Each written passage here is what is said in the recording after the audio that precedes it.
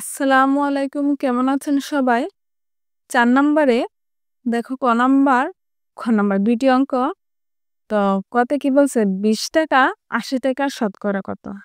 মানে ৳৮০ র মধ্যে ৳২০, শতকরা মানে ৳১০০ র মধ্যে কত টাকা? তো আমরা ৳১০০ নিয়ে যাবো। ৳৮০ র মধ্যে তাকে ৳২০ দিছে। ৳১০০ য় কত টাকা দিবে? এটা বের করব। এখানে শতকরা কত? মানে কত পার্সেন্ট? ৳৮০ র মধ্যে ৳২০ এটা কত পার্সেন্ট দেওয়া হইছে? মানে একটা জিনিসের মূল্য ৳৮০, ৳২০ মনে করো এখানে ছাড় দিছে। তো কত পার্সেন্ট ছাড় দিছে? এটা আমরা কিভাবে বের করব? মানে ৳১০০ র মধ্যে নিয়ে যাব। ৳৮০ য় ৳২০, ৳১ কত টাকা? ৮০ ভাগের ২০, তাহলে ৳১০০ কত টাকা? আমরা ঐকিক নিয়মে করি, চলো। ৳৮০ টাকায় ৳২০, ৳১ কত টাকা? এই ২০ উপরে উপরে লিখবো, আর এই পাশেরটা নিচে লিখবো। এই পাশে যেটা থাকবে এটা সবসময় উপরে লিখবো, আর এই পাশেরটা নিচে লিখবো, মানে ভাগ হবে। প্রথমে যেটা থাকবে এটা নিয়ে ভাগ দিব, মানে নিচে নিয়ে লিখবো।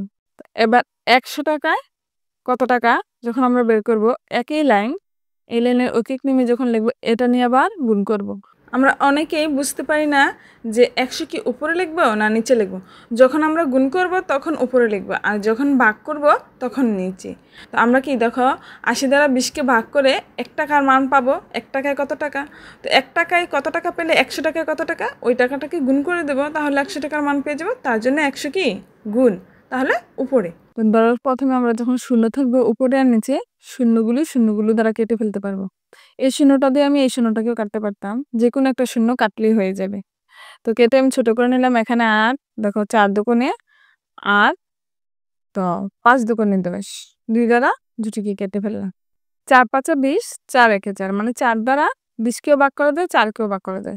নিচে ১ লিখতে হবে না, উপরে ৫ আর ৫ একসাথে গুণ করে দেবো। ৫ ৫ ২৫, তো ২৫%, মানে ৮০ টাকায় ৳২০, তাহলে শতকরা ৳১০০ কত টাকা নিত? ৳১০০ ৳২৫ নিত।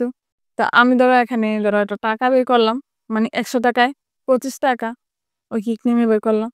তো মানে ৳১০০ কত টাকা? ৳২৫। তো ১০০ ভাগের ২৫, ১০০ ভাগের ২৫ মানে কি ২৫%। অনেকে আবার বলতে পারে যে পার্সেন্টটা কোথায় থেকে আসলো? যে ১০০ ভাগের ৳২৫, মানে ৳১০০ ৳২৫, মানে ২৫%। খ নাম্বারটা ৳৭৫, ৳১২০ শতকরা কত? মানে ৳১২০ ৳৭৫। তাহলে ৳১ কত টাকা? ৳১০০ কত টাকা? প্রথমে আমরা ৳১ নিয়ে যাব। ৳১২০ কত টাকা? ৳৭৫।